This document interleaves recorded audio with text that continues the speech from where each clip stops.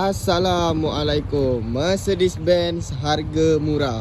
Kita ada Mercedes-Benz C200. Harga kita nak bagi 30,000 saja. Yang ni Mercedes-Benz E250 CGI Harga kita nak bagi dekat korang 39,000 sahaja. Memang cantik. Nak lagi garang korang ambil yang ni, Mercedes-Benz E250 AMG.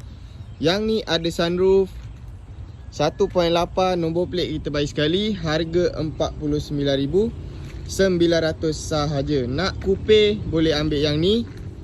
Yang ni Mercedes-Benz E200 coupe Yang ni 2.0 turbo.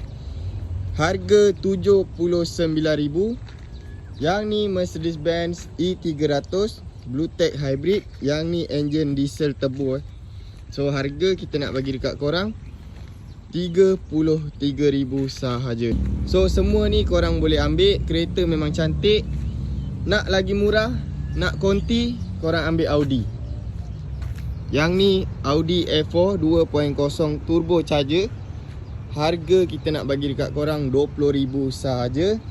Volkswagen Jetta pun harga 20,000. Yang ni 1.4 TSI So yang ni Volkswagen Passat.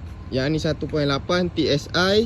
Harga 20,000 sahaja. So yang mana berminat nak beli konti, korang boleh datang ke AR Speedworld, Sungai Buloh, Selangor, ataupun kontak terus nombor dalam video ni.